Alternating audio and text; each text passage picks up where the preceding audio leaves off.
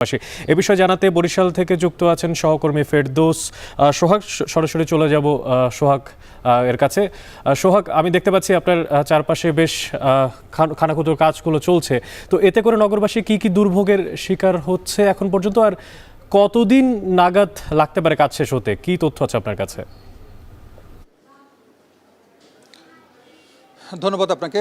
যেমনটি বলছিলেন, আসলে কোথাও যদি সড়কের দুর্ভোগে ছিল বিধায়ী কিন্তু এই নির্মাণ কাজ শুরু হয়েছে, এবং সেই নির্মাণ কাজ চলাকালীন সময় যে কিছুটা দুর্ভোগ পোহাতে হবে এটি বরিশালবাসী আসলে জ্ঞাত আছে, এবং সেটি বরিশালবাসী মেনে নিয়েছে। কথা বলেছিলাম কয়েকজনের সাথে, তা আসলে এই দুর্ভোগটিকে খুব একটা দুর্ভোগ মনে করছেন না, কারণ বৃহত্তর স্বার্থে এই সমস্যার সমাধানে কিন্তু এটি নগরবাসী চাচ্ছিলেন, তাদের আশাই ছিল।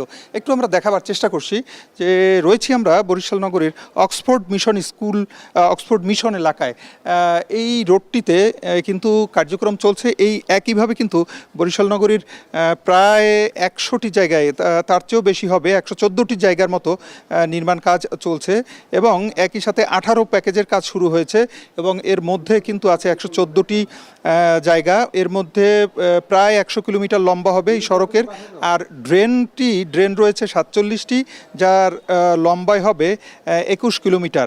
এই যে বিপুল যে অঙ্কের কাজ হচ্ছে, আমরা একটু জানিয়ে রাখি যে 268 কোটি টাকার কাজ এখানে চলমান রয়েছে, এবং এই 268 কোটি টাকার কাজের মধ্যে কিন্তু ড্রেন এবং রাস্তা রয়েছে। এছাড়াও এর বাইরেও কিন্তু অনেকগুলো কাজ হবে, যেমন আমরা খোঁজখবর নিয়ে যেটি জেনেছি যে 450 কোটি টাকার কিন্তু এর মধ্যে এই মুহূর্তে চলমান আছে, অন্যান্য বিভিন্ন প্রজেক্ট মিলিয়ে।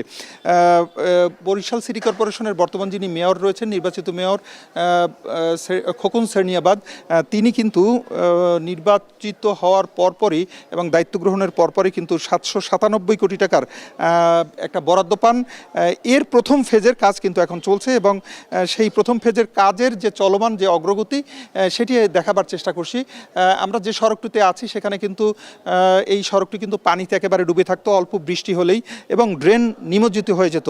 সেই ড্রেন এবং সড়ক দুটোরই কিন্তু নির্মাণ কাজ একই সাথে চলছে এবং ব্যাপক আকারে চলছে।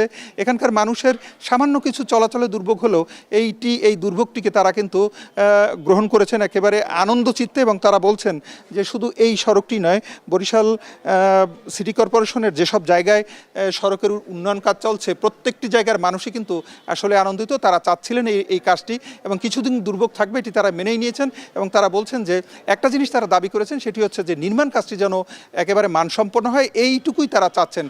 আর সিটি কর্পোরেশনের মেয়রের পক্ষ থেকে যেটা বলা হয়েছে যে তারা কিন্তু একটা জিনিস চাচ্ছেন, সেটি হচ্ছে এই নগরবাসীকে উন্নয়ন কর্মকাণ্ডের মাধ্যমে তিনি যে ওয়াদা দিয়েছিলেন সেটি তিনি পূরণ করবেন। বরিশাল থেকে যুক্ত ছিলেন সহকর্মী ফেরদৌস সোহাগ, এবং জানাচ্ছিলেন সেখানে